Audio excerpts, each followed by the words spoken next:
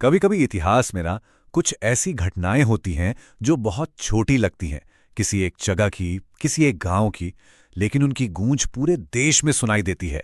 आज हम एक ऐसी ही कहानी को समझने की कोशिश करेंगे, चंपारण सत्याग्रह की कहानी। ये वो आंदोलन था जिसने भारत को बताया कि बिना हथियार उठाए भी सबसे बड़ी ताकत को झुकाया जा सकता है। तो चलिए जरा समय में पीछे चलते हैं। 20वीं सदी की शुरुआत में बिहार के चंपारण में यहाँ के किसान अपनी ही जमीन के मालिक नहीं थे, सिर्फ किराएदार थे। और दशकों से यूरोपियन बागान मालिक उनका शोषण कर रहे थे। सोचिए, उनकी जिंदगी एक तरह की गुलामी ही थी और उनकी सुनने वाला कोई नहीं था। और इस पूरे शोषण के केंद्र में था एक अजीब सा कानून, तिनकठिया प्रथा। इसका मतलब था कि हर किसान को अपनी सबसे उपजाऊ जमीन के हर 20 हिस्से में से 3 हिस्सों पर नील की खेती करनी ही पड़ेगी। और कीमत इतनी कम कि लागत भी ना निकले। नतीजा ये हुआ कि पीढ़ियां बीत गईं, लेकिन किसान कर्ज और गरीबी के जाल से कभी बाहर ही नहीं निकल पाए। तो आज हम क्या क्या देखने वाले हैं। सबसे पहले नील संकट की जड़ों को समझेंगे, फिर देखेंगे कि गांधी जी ने कैसे इस मामले में कदम रखा, और फिर इस आंदोलन की 3 सबसे बड़ी उपलब्धियों पर बात करेंगे। लोगों को डर से मिली आज़ादी, न्याय और सेवा का नया आइडिया, और लीडरशिप का वो सबक जो इसने सबको सिखाया। तो चलिए सबसे पहले इस संकट को थोड़ा और गहराई से समझते हैं। ये सिर्फ एक कानून का मामला नहीं था। ये एक ऐसा दुष्चक्र था, एक ऐसा विशेष साइकिल जिससे किसानों का निकलना लगभग नामुमकिन हो गया था। परेशानी सिर्फ एक नहीं थी, कई थी। एक तो सबसे अच्छी जमीन नील के लिए चली जाती थी, मतलब अपने परिवार के लिए अनाज उगाना मुश्किल। ऊपर से मजदूरी ना के बराबर और किराया आसमान छूता हुआ। इतना ही नहीं, बागान मालिक जब चाहे जैसे चाहे गैर कानूनी टैक्स वसूलते थे। और अगर कोई किसान आवाज उठाने की हिम्मत कर ले तो उसे मारा पीटा जाता, उसका अपमान किया जाता। अब यहां कहानी में एक बहुत ही अजीब मोड़ आता है। जर्मनी में सिंथेटिक डाई का आविष्कार हो गया, जिससे असली नील की कोई पूछ ही नहीं रही। मतलब अब नील की खेती का कोई फायदा नहीं था। लेकिन शोषण खत्म नहीं हुआ। उल्टा बागान मालिकों ने किसानों से कहा, ठीक है, हम तुम्हें नील की खेती से आजाद कर देंगे, लेकिन इसके लिए तुम्हें हमें भारी भरकम रकम देनी होगी। सोचिए, ये तो अन्याय की हद थी।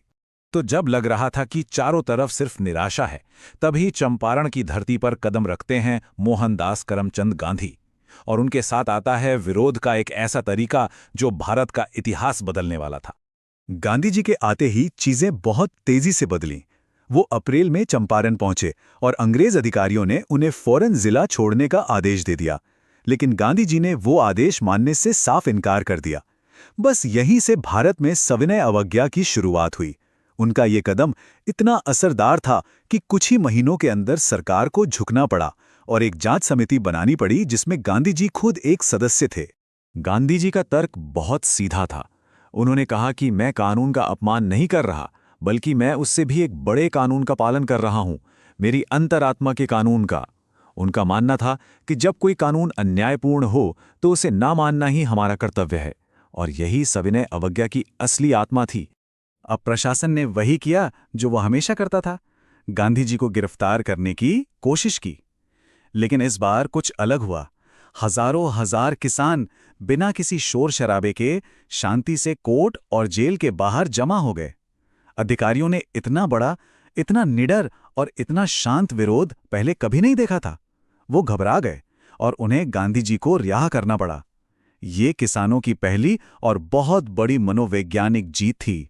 तो इस पूरे आंदोलन से आखिर हासिल क्या हुआ? इसकी सबसे पहली और शायद सबसे बड़ी उपलब्धि थी भय से मुक्ति। लोगों के मन से अंग्रेजों का, बागान मालिकों का डर हमेशा के लिए निकल गया। असल में चंपारण सिर्फ एक आंदोलन नहीं था, ये पूरे देश के लिए एक लाइव डेमोन्स्ट्रेशन बन गया। पहली बार लोगों ने अपनी आंखों से देखा कि हाँ, ताकतवर ब्रिटिश हुकूमत को बिना किसी हथियार के, सिर्फ सच और हिम्मत के दम पर चुनौती दी जा सकती है। ये जो भीड़ है ना, ये अब डरी हुई भीड़ नहीं है। ये वही किसान हैं जो कल तक बागान मालिकों के सामने सिर झुकाकर चलते थे, लेकिन आज वो अपने हक के लिए बिना डरे एक साथ खड़े हैं। सच में यही थी भय से मुक्ति। अब आते हैं दूसरी बड़ी उपलब्धि पर। गांधी जी का मानना था कि समाज को बदलने के लिए सिर्फ अन्याय से लड़ना काफी नहीं है, आपको साथ साथ कुछ अच्छा, कुछ रचनात्मक भी करना होगा। उनकी रणनीति दो तरफा थी। एक तरफ तिनकठिया प्रथा को खत्म करवाना, किसानों को उनका पैसा वापस दिलवाना, मतलब अन्याय से लड़ना, और दूसरी तरफ गांव में जाकर सफाई अभियान चलाना, बच्चों के लिए स्कूल खोलना, लोगों की सेवा करना। उनका संदेश साफ था, सिर्फ बुराई को तोड़ना नहीं है, अच्छाई को जोड़ना भी है। और अब बात करते हैं तीसरी और बहुत ही दिलचस्प उपलब्धि की।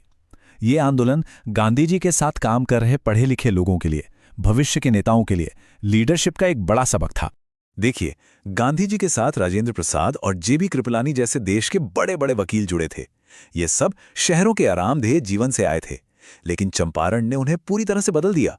उन्होंने अपनी महंगी वकालत छोड़ी और फुल टाइम देश की सेवा में लग गए। उन्होंने सीखा कि असली लीडरशिप बंद कमरों में नहीं, बल्कि जनता के बीच उनकी निस्वार्थ सेवा करने में है। हालांकि इसमें एक दूसरा पहलू भी है जिसे नजरअंदाज नहीं करना चाहिए। कुछ विश्लेषकों का मानना है कि इन शहरी नेताओं के लिए, जो एक अलग सामाजिक पृष्ठभूमि से थे, गांव के आम किसानों के रोजमर्रा के संघर्षों से पूरी तरह जुड़ पाना हमेशा आसान नहीं था। तो आखिर में नतीजा क्या रहा? देखिए, चंपारण कृषि अधिनियम पास हुआ और तिनकठिया प्रथा खत्म हो गई। ये एक बहुत बड़ी जीत थी, इसमें कोई शक नहीं। लेकिन ये एक समझौता भी था। किसानों को गैर कानूनी तरीके से वसूले गए पैसे का सिर्फ 25% ही वापस मिला। कर्ज और ऊंचे बगान जैसी बड़ी समस्याएं बनी रहीं। यहां तक कि जो स्कूल शुरू किए गए थे वो भी ज्यादा दिन नहीं चल पाए। इन सब कमियों के बावजूद चंपारण का ऐतिहासिक महत्व कम नहीं होता। जैसा कि खुद राजेंद्र प्रसाद ने बाद में कहा, भारतीय स्वराज का बीज असल में चंपारण में ही बोया गया था, क्योंकि ये सिर्फ एक स्थानीय जीत नहीं थी, ये पूरे देश के आत्मविश्वास की एक नई शुरुआत थी। और ये कहानी हमें एक बहुत बड़े सवाल पर लाके छोड़ देती है। आखिर वो क्या चीज होती है, वो कौन सी चिंगारी होती है जो किसी एक स्थानीय मुद्दे को एक पूरे देश के जागरण में बदल देती है? चंपारण की कहानी में शायद इसका जवाब छिपा है। सोचने वाली बात है।